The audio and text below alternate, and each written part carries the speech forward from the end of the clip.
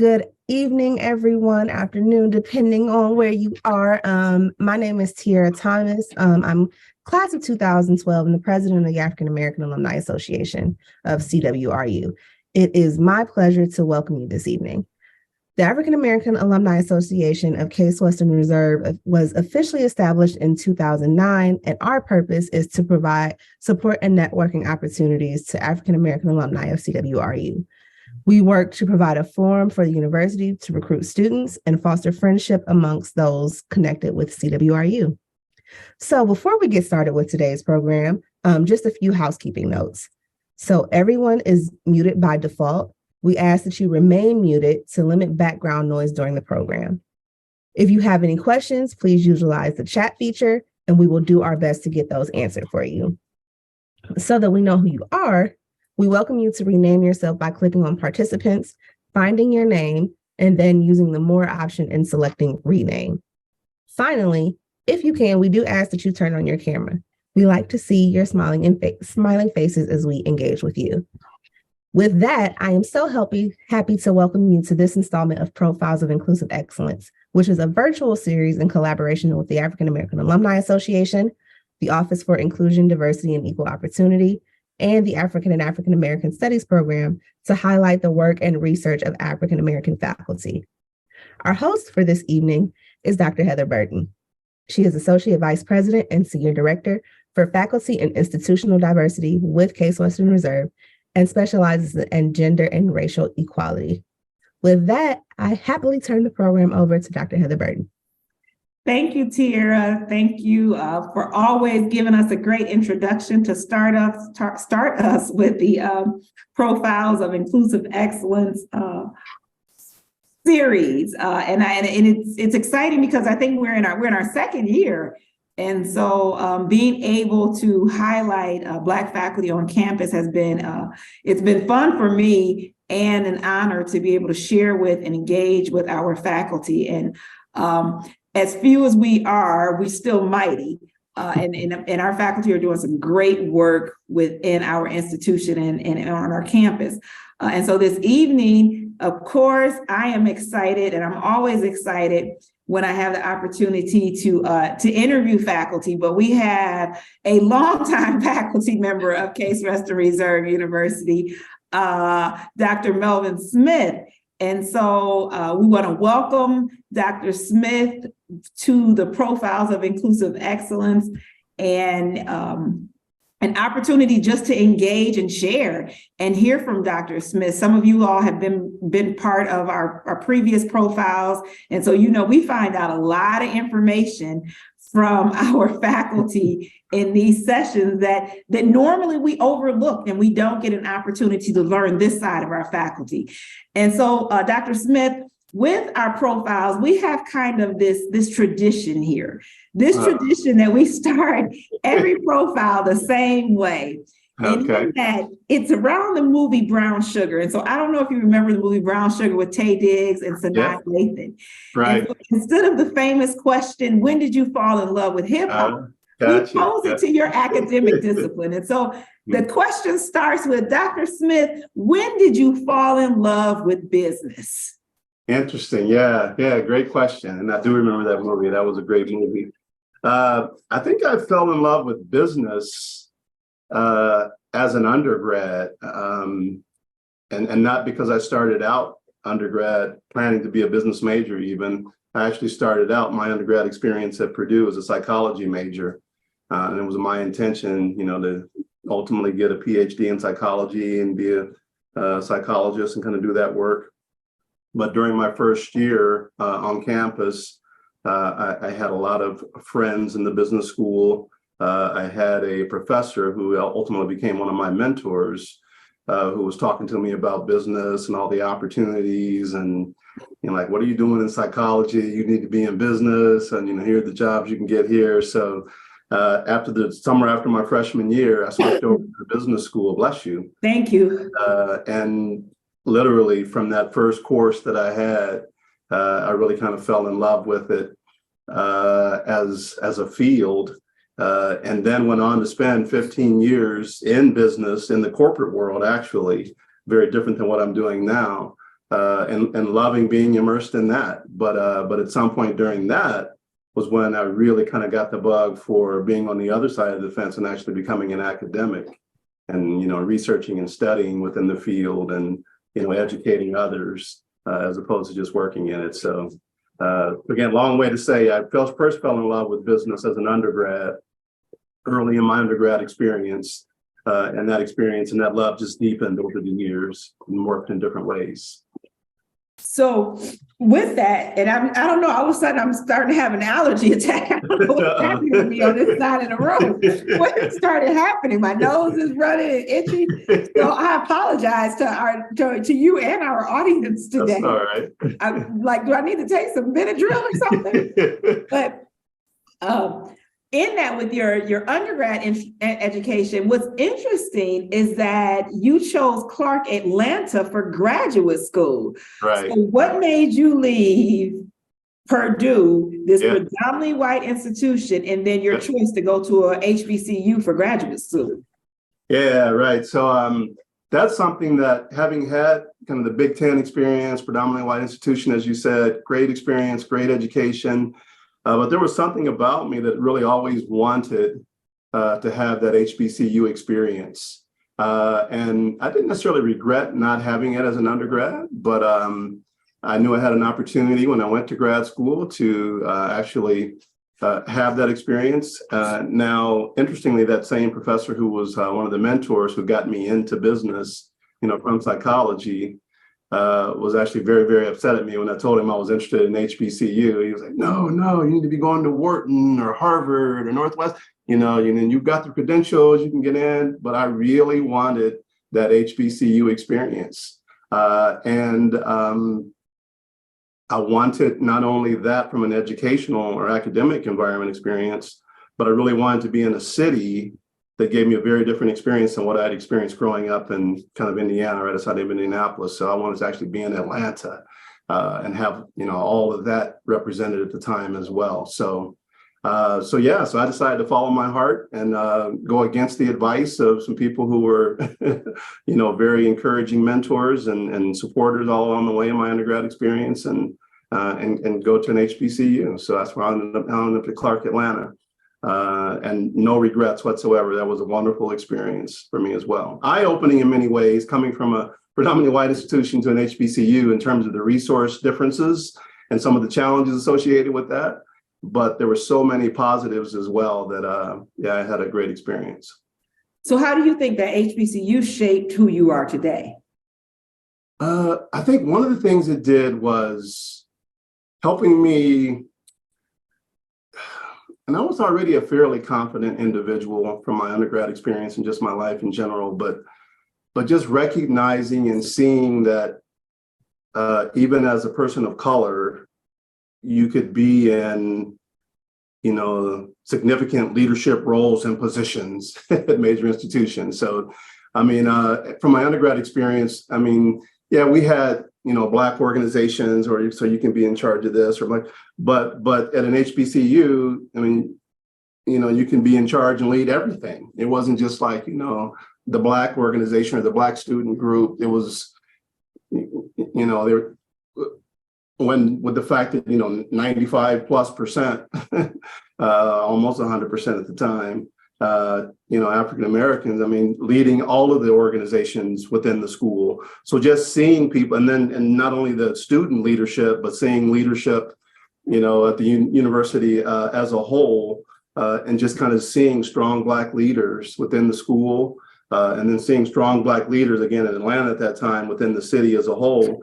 It just kind of gave me a tremendous confidence in the fact that, hey, look, I can do whatever I want to do. I can rise to whatever level I would like to see myself rising and be a leader regardless of my color.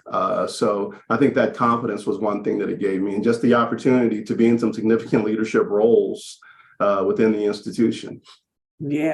Yeah, and I really found that interesting because it's not often that you find folks that that do their undergrad at a predominantly institution and then go to an HBCU for graduate school. Yeah, many people do it the other way around. Yeah. But again, I didn't get it that first time around, so So I wanted it that second time, but then I got a third degree and went back the other way again. So with the PhD. So what was that decision? What made that decision to do the PhD at a predominantly white institution?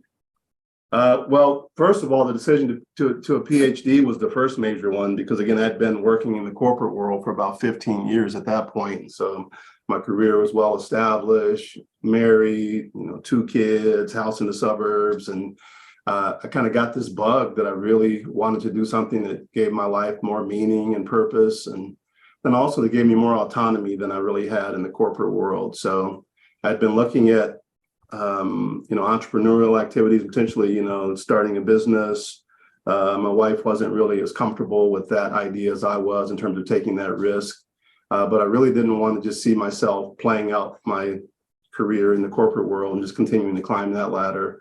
I was enjoying it and doing well, but it just wasn't as fulfilling as what I was really looking for. So I began to really look at the opportunity to kind of go back and get a PhD. And became enamored with that idea. But because I was midlife and mid-career at that point, again, I didn't want to disrupt the lives of my wife and my 2 sons at that time because I was making that decision. So I was working for H.J. Heinz at that point in my corporate career, living in Pittsburgh. And my commitment was, okay, if I decide to do this, I'm not going to uproot the family. We're not going to move somewhere for me to go, enroll in a PhD program. So I said, I'm going to go stay here in Pittsburgh. And there were 2 major research universities in Pittsburgh. There was University of Pittsburgh and Carnegie Mellon University. So I said, hell, I will either go to one of those 2. And then I looked at both and spent time on the campus. And then for a variety of reasons, the environment at Carnegie Mellon just wasn't right. I didn't feel that it was going to be as welcoming as what I was looking for.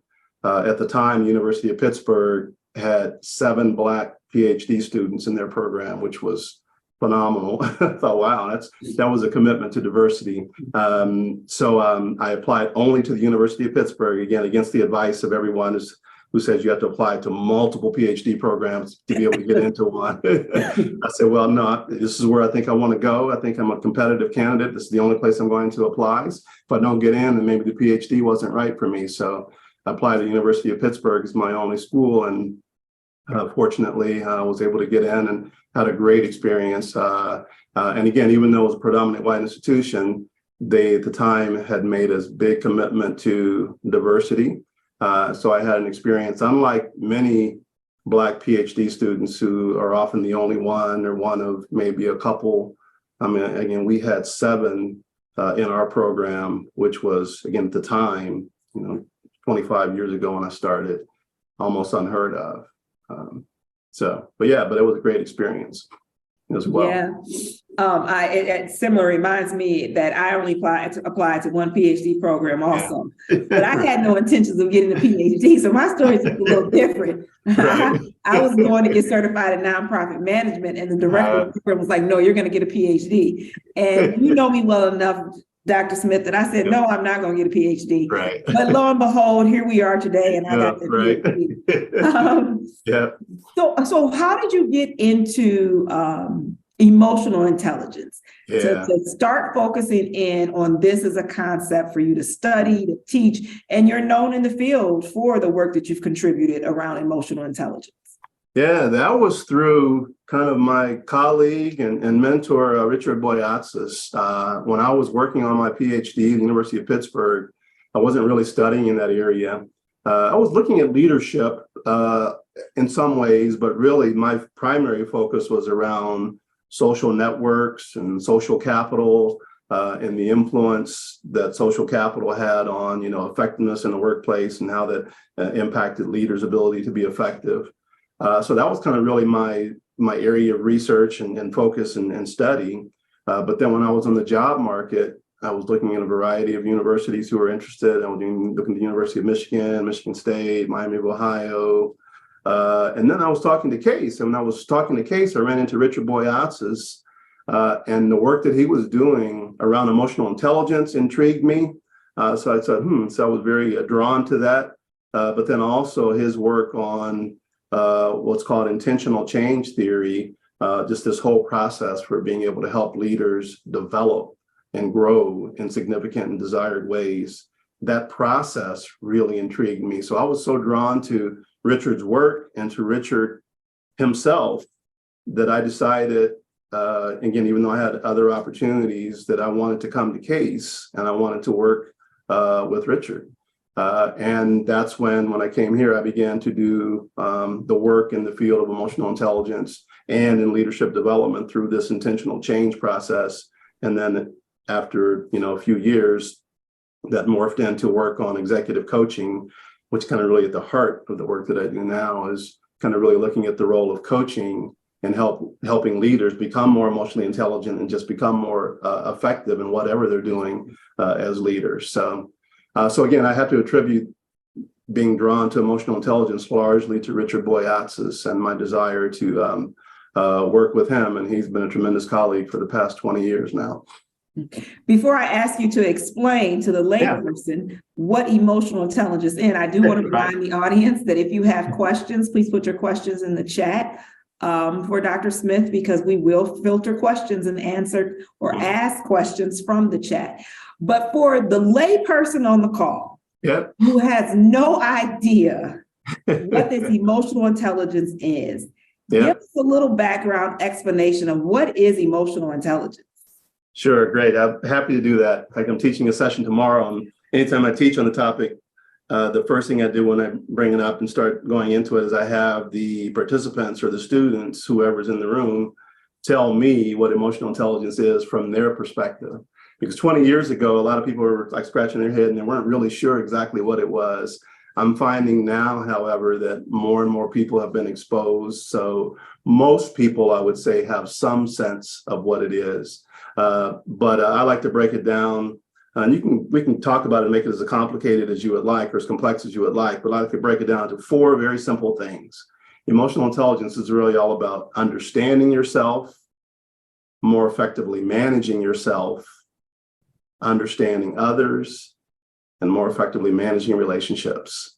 And so again, those 4 things: understanding yourself and managing yourself, understanding others, and managing relationships. And if you kind of have a pretty good handle on those 4 basic concepts, you have a pretty good idea of what it means to be emotionally intelligent. So again, it's being aware of what's going on with you and your emotions, but also being aware of what's going on with others and their emotions, and being able to effectively manage how you interact with others based on that awareness. Okay, so someone says in the chat, I think sometimes I question my emotional intelligence when it comes to managing relationships with others. Right. Especially in this work.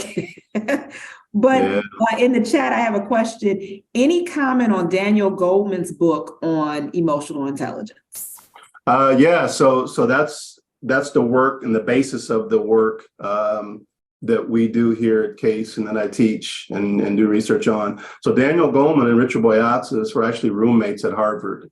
So Richard, as I said, is my mentor and colleague here at Case. And he and Daniel Goldman co-developed the leading model of emotional intelligence that's in use in organizations today. There are a variety of different emotional intelligence models. Some used more in the research setting, some used more in practice.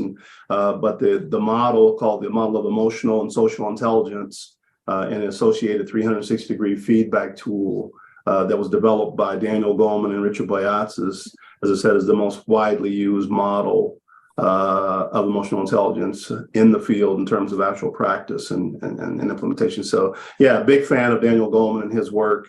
And again, he and Richard Boyatzis together co-developed that model.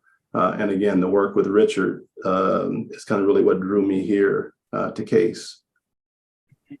So if you had to give someone on this call advice on how to hone in on really engaging in emotional intelligence for their leadership, what would you say? I would say start with, again, give you those 4 areas that it's all about, but start with some self-reflection and being very intentional about making sure that you understand yourself and that you have a certain level or degree of self-awareness. Because unless you have that self-awareness and really kind of understand what's going on with you, what you're feeling, what you're thinking, what motivates you, what drives you, if you don't have that basic understanding of self, it's going to be very difficult for you to develop your emotional intelligence, broadly speaking, and especially to be able to really understand others. It's very difficult to understand and relate to and be able to be aware of and manage relationships with others if you lack that self-awareness. So the first thing I would suggest is get an introspective look at oneself and just say, hey, let me think about what's going on with me, and to start with that understanding. And from that base understanding of what's going on with you and what you're feeling, what you're thinking, being able to think about, okay, now how might I best control that or manage that? So again, starting within self, and from that base of starting within self with the awareness and the management, then being very intentional about turning the lens the other way and saying, okay, now from that base of what I understand about myself, how can I very deeply connect with others in a way that goes beneath the surface of their behaviors, just what they say and what they do, but how can I go deeper and think about, okay, what are they thinking? What are they feeling? Why did they say that? Why did they do that? What biases might they have that may have led them to think certain things and ultimately say what they said? So being able to kind of go deeper into others and try to really understand, fully what's going on with them, and not reacting to them just at that superficial level based on what they said or did. Again, it's simple in some ways, but it's not easy. I mean, it takes intentional effort to be able to do that. Many of us more readily just act without thinking, without being aware of what's going on with us and our own emotions. We sometimes respond to others without taking the time to fully appreciate what might be going on with them, right? We react just based upon, again, what they said or what they did, without that full appreciation and understanding that comes from being more emotionally intelligent. So again, I think that's it. So starting with self, and then really focusing on awareness of self and others. And then from that base, being able to then work with that as you manage your relationships with others. I love it. I love it too, because we often don't think about self-reflection and how self-reflection, especially as leaders, impact what we do with those that we're leading. Oh, exactly. Yeah. And so to have that advice, especially for when you're thinking about who's maybe on the call as a new leader or someone new to an organization, there's an additional emotional intelligence question in the chat that I want to pose to you. Sure. And the writer says that they see emotional intelligence weaved into many topics that are related to diversity, inclusion, equity, and inclusion in the workplace. But they rarely notice emotional intelligence being called out as a potential framework for diversity, equity, and inclusion. Have you noticed something different, or do you feel that the two are not necessarily a natural fit? Or do you have thoughts as to why the two have not been more intentionally aligned in PD? Yeah, that's a great question. That is a great question. I'm assuming PD is professional development. Yes, thank you. Okay. Great. Yeah, good. Yeah, that is a great question. So I always joke.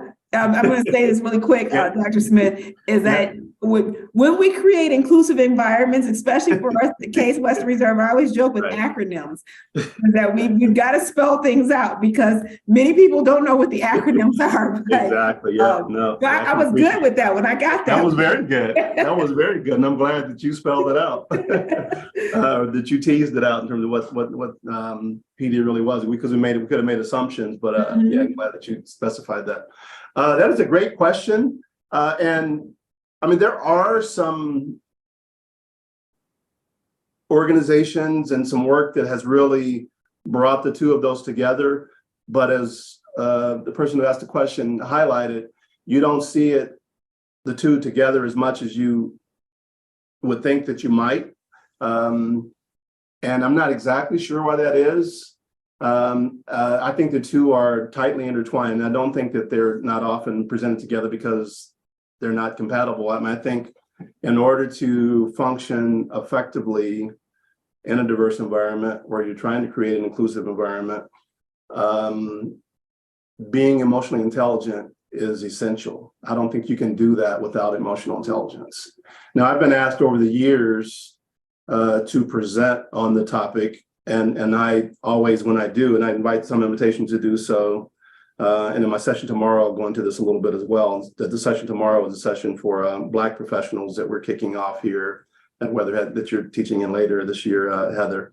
But so I'll be a little bit more explicit about that connection with that particular group. But I've been asked over the years periodically to speak on emotional intelligence in the DEI context.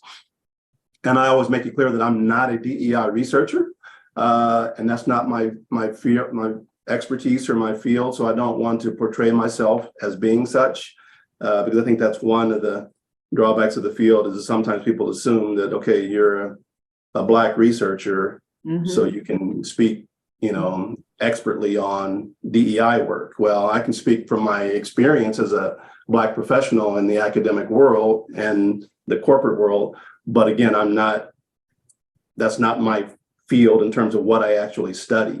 So I don't want to pretend to be an expert on that. I mean, I do study emotional intelligence and leadership development, so I can come to it from that perspective as an expert in that and talk about how it relates and connects to DEI and DEI efforts. So I do that from time to time. And again, I think that there's a natural connection, and it goes back to what I just described in terms of what emotional intelligence is all about, is that understanding of self, understanding of others, being able to kind of manage and control yourself, manage your relationships with others, again, by appreciating kind of who they are, what they're thinking, what they're feeling. I mean, all of that is essential. You can't have an inclusive environment if you can't do those things. And back to the question about why they're not more tightly integrated, I think if some DEI approaches drew more heavily on those things that you find within emotional intelligence, I think it might help people more effectively operate in that space, right, in that way. Because again, I don't see how you can create an inclusive environment without the major elements of emotional intelligence, as I suggested. Yeah, I agree with you. I agree with you wholeheartedly. And being the DE&I professional, yeah, right. I do. But I think with that, and what you're saying is that it's also understanding how DE&I spaces started.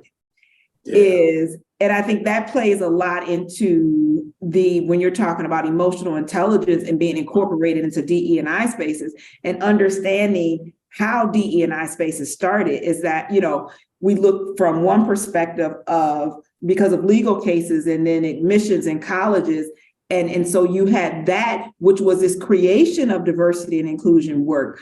But then you get into one of the disadvantages of the DE&I space, and I say this all the time on our campus, is that many people don't understand what diversity even means.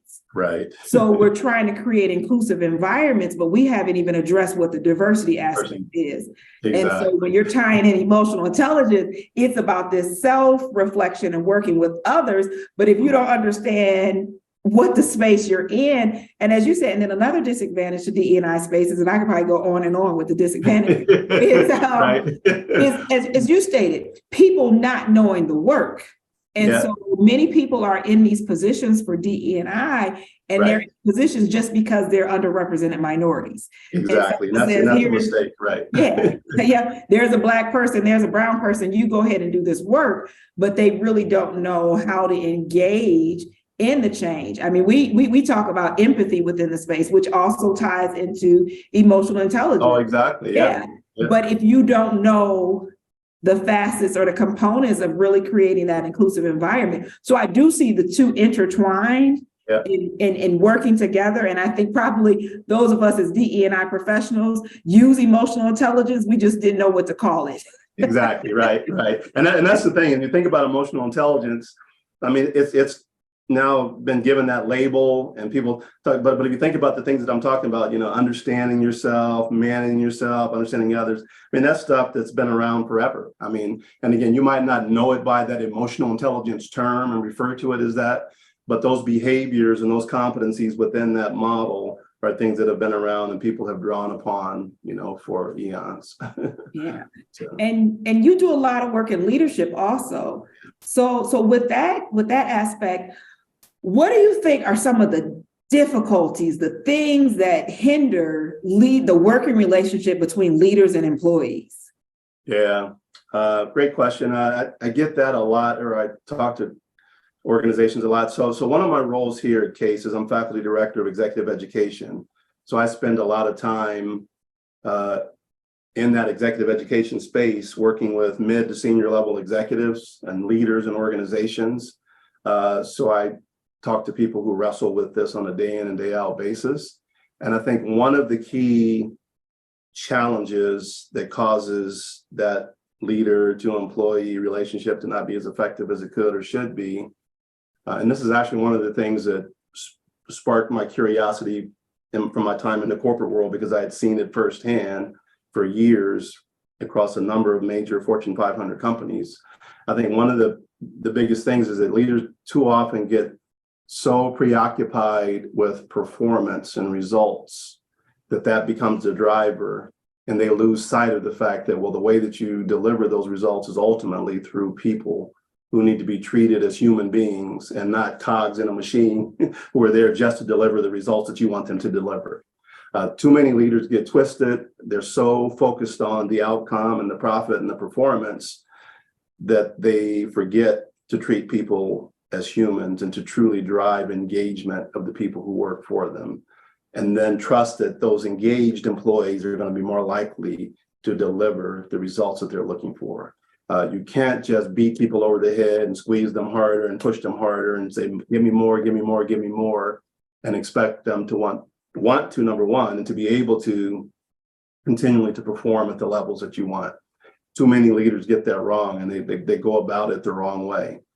They don't, again, demonstrate that emotional intelligence. They don't show that empathy. They don't show that care and concern and value for employees to the extent that they should. And as a result, they struggle, that relationship struggles, and ultimately the results struggle because of that. And it's interesting listening to that and listening to you speak, because I remember, so my master's PhD are public administration. Yeah. And you know, in the field of public administration is this whole idea of you're dealing with human behavior and dealing with humans. Right. So there's no right way. Where we would look at the business model historically has been one right way, that there's only one right way to do it. I think about Frederick Winslow and scientific management and all these aspects of management. But listening to you talk, you've picked up some vibes of us public administration folks. Right. Yeah, and that aspect that you had about people, that's exactly right. And I think leadership in the business world is coming around.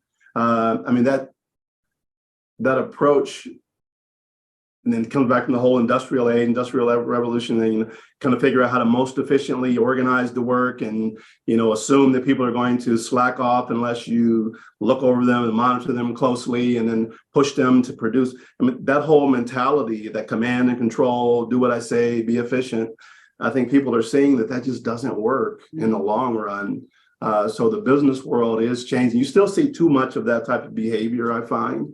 But I do find that people are seeing and learning that focusing more on engagement and, again, treating people as human beings, not just as employees, that can lead to not only better results in the short term, but definitely more sustained results over time. So I think you're seeing a transition of leadership styles and behavior within organizations as people begin to appreciate that more. Yeah. So how much impact, or what impact did your practical experience in corporate America have on the way that you teach and engage in your research within higher education?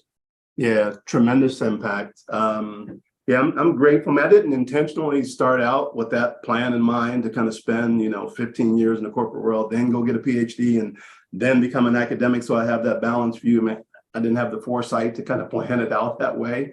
But I'm so glad that it worked out that way, because from day one as an academic, working in an executive education arena especially, I was able to kind of get in front of a classroom of managers, leaders, executives with some credibility, because I wasn't this kind of young professor who kind of went to undergrad and then got a master's and a PhD and learned all these theories, did all this research and trying to tell them about something I've never experienced.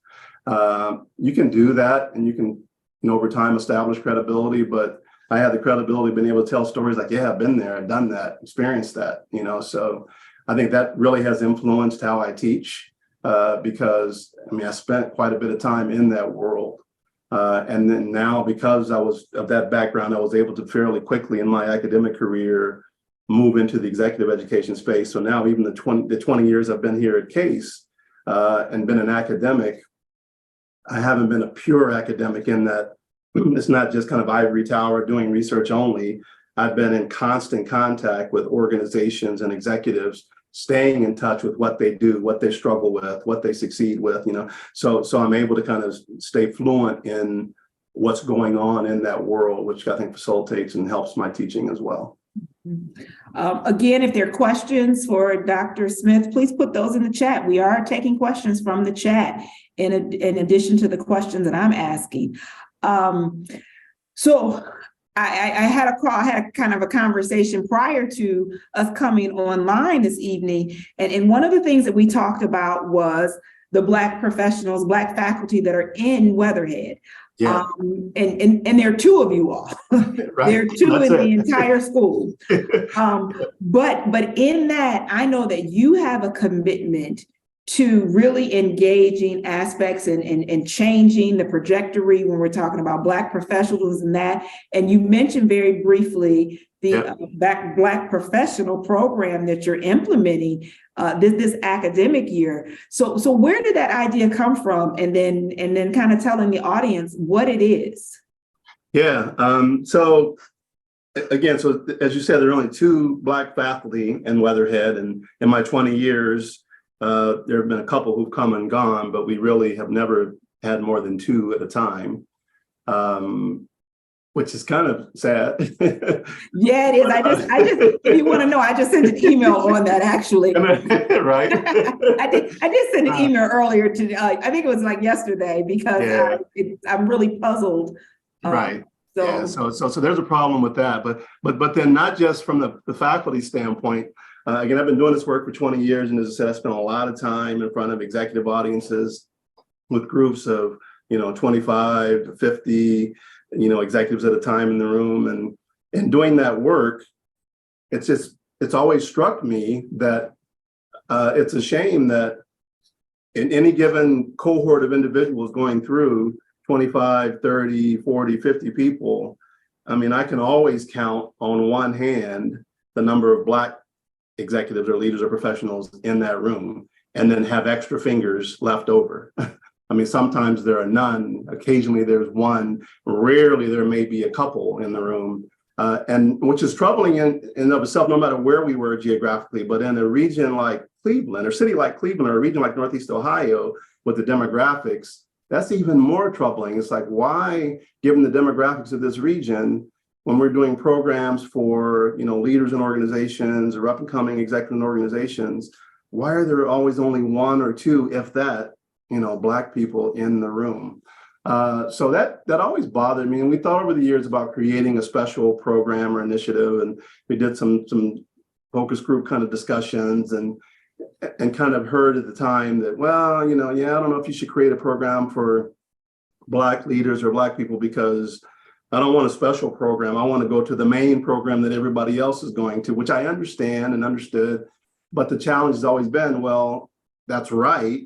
But for whatever reason, organizations, when they have an opportunity to send their executives, up and coming executives, people they're identifying as high potential talent that they want to move through the organizations are often not sending them. So, and when it comes to being able to pay to attend themselves, to send themselves, the cost is often prohibitive. And we're talking, $12,000, $15,000 for these programs. So it's cost prohibitive.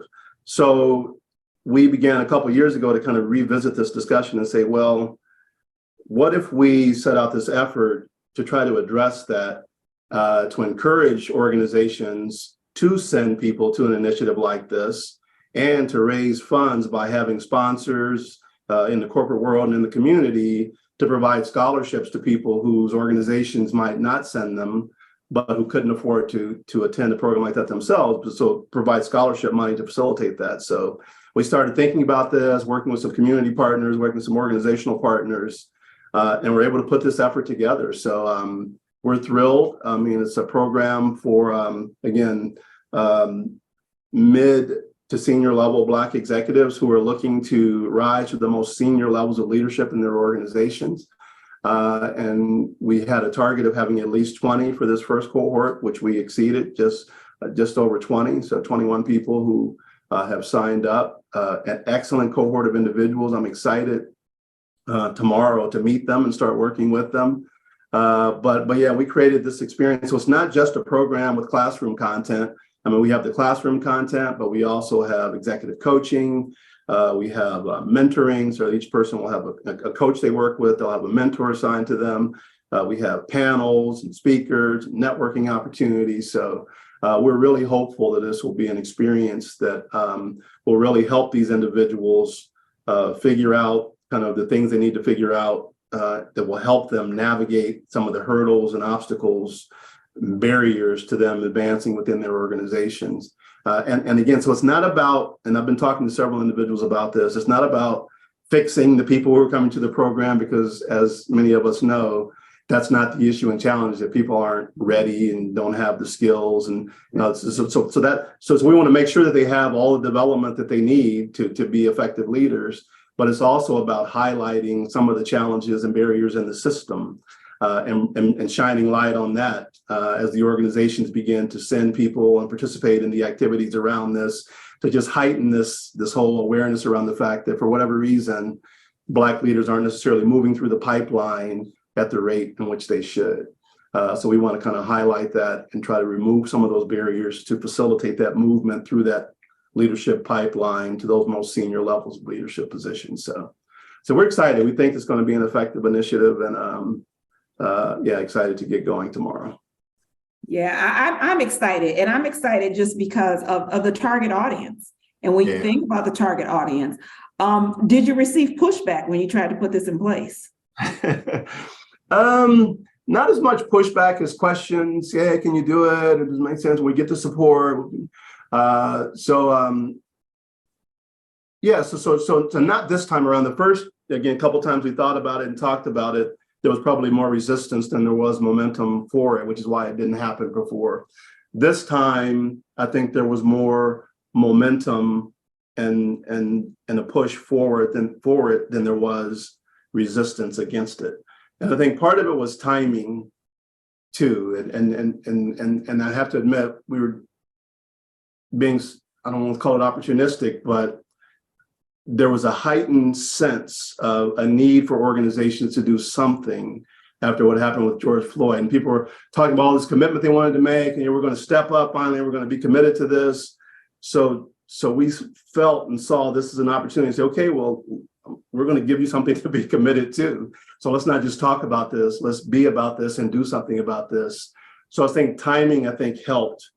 So I think there was less resistance at the time we started talking about this and working on this, because of where we were as a country after what happened with George Floyd. So again,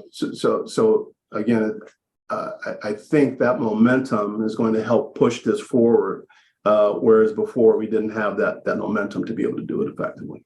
Yeah, and I do want to say, Dr. Smith, that I won't call the person out, but there is someone on the call that I think your story has been probably very inspirational for them in terms of their trajectory of what they're thinking, because they shared with me a plan of wanting to first go to corporate, then teach, and this. So I think what you have shared will probably be very and interesting. I told them I was going to introduce them to you, so awesome. At some point I will.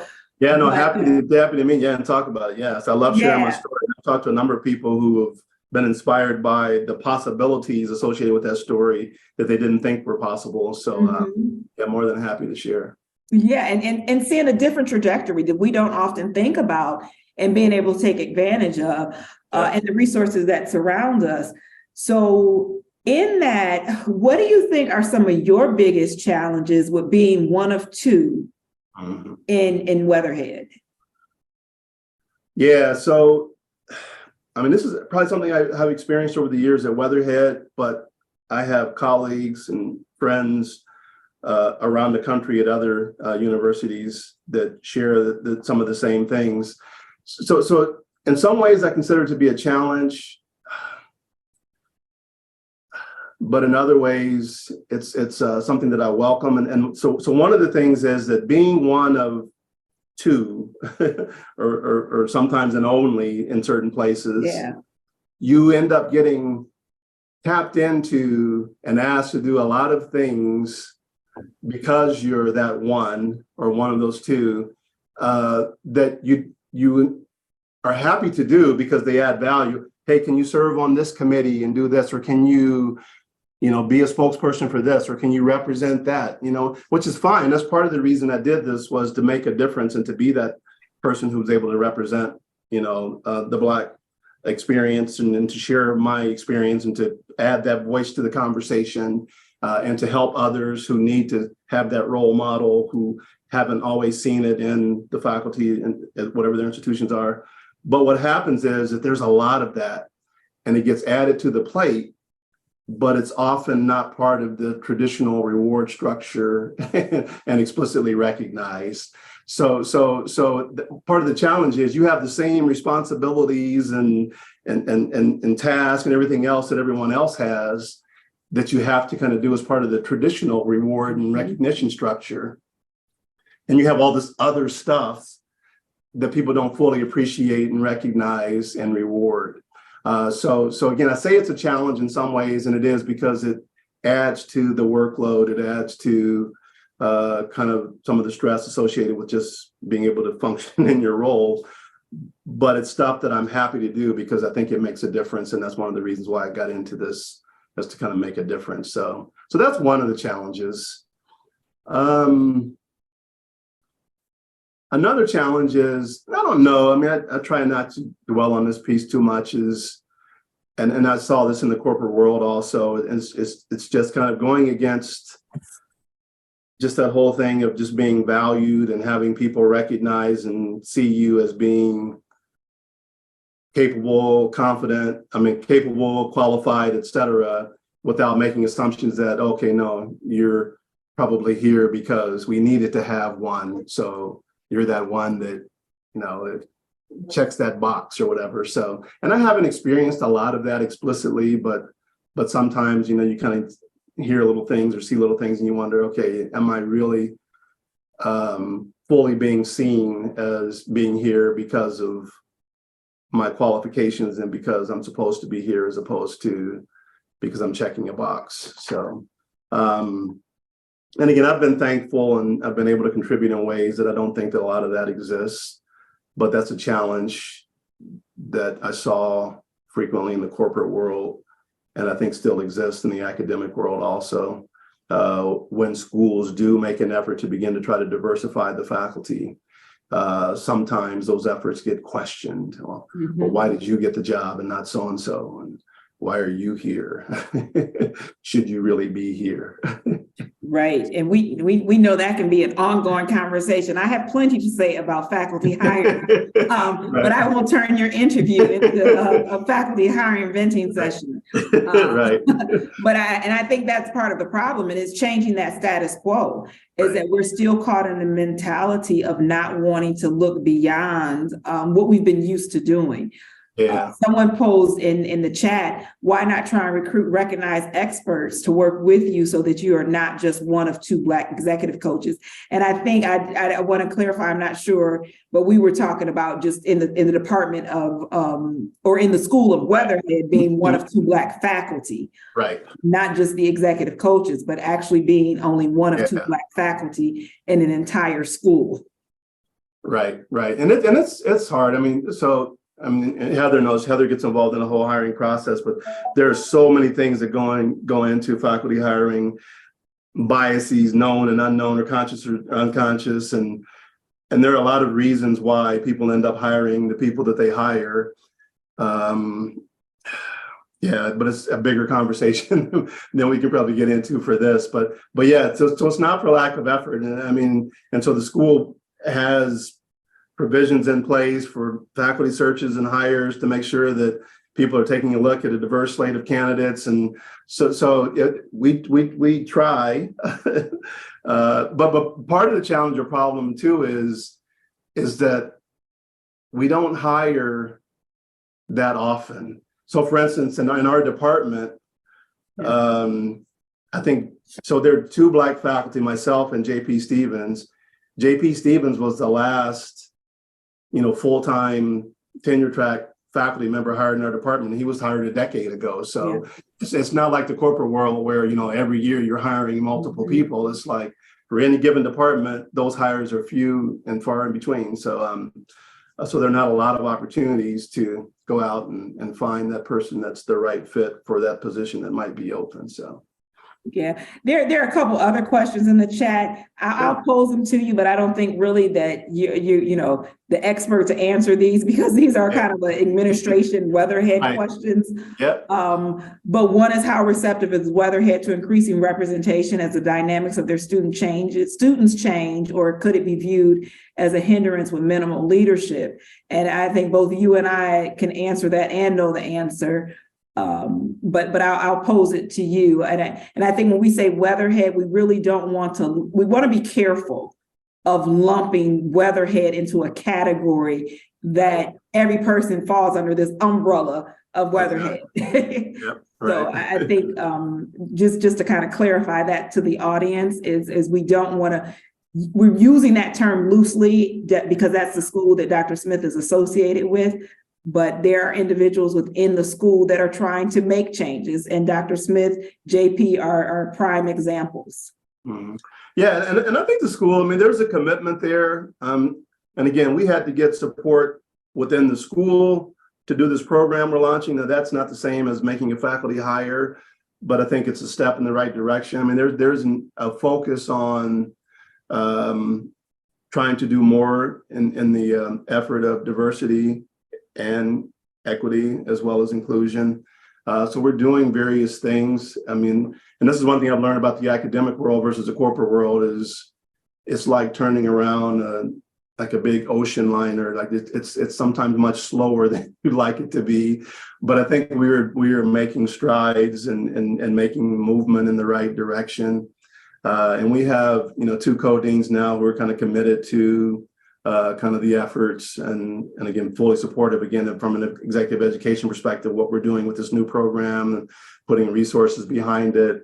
The provost, Ben Vincent at the university is behind this initiative we have and has put funds behind it as well. So I think as a university and as a school within Weatherhead, there is a commitment and a focus. It just takes some time sometimes to kind of turn around a big ship. Yeah. And I think you said it, you hit it with one of the disadvantages for faculty hiring that many people don't understand is that faculty hiring doesn't happen every day. Right. You get line items very far and in between to hire new faculty. And so that's a disadvantage to the faculty hiring process. The second question in the chat, for that question with the DE&I, VP Solomon has posed what's happening at the university in terms of, because Dr. Smith, you had mentioned about the service, and we knows what happens when you're one or you're one or two or you're the only. And right. So the provost office, as well as some faculty senate and some others, are working to engage DEI in the evaluation process so that it becomes part of that, where service is actually looked at to give individuals who are minorities credit for some of the work that they do. But as we kind of come to our close and wrap up, I want to pose to you, what is it that you enjoy about your work? What do you enjoy? Yeah, so I enjoy so much about what I do. I enjoyed my time in the corporate world. That was a great experience for me. But since moving over to the academic world, and even from the time as a PhD student all the way through the last 20 years as a faculty member, I get so much enjoyment out of being able to engage students or executive participants in programs around new ideas and to see light bulbs go off and to have people think about, like, wow, based on what you said, I'm going to do something differently in terms of how I lead others, or I'm even bigger than that, going to do something differently with how I lead my life. So being able to have an influence, a meaningful influence on others and how they look at their life within their organizations and how they look at their lives, more broadly speaking, that's extremely rewarding. And I love the opportunity to be able to impact others in that way. And that's from a classroom perspective, but also as an academic, being able to kind of publish and write. So being able to kind of get the ideas out there through books or through articles, and have people kind of reach out from around the world saying, hey, I read your book, or hey, I saw that article, and it changed this for me or changed that for me. So being able just to have an impact on others' lives through the work that I do is what I love about my job.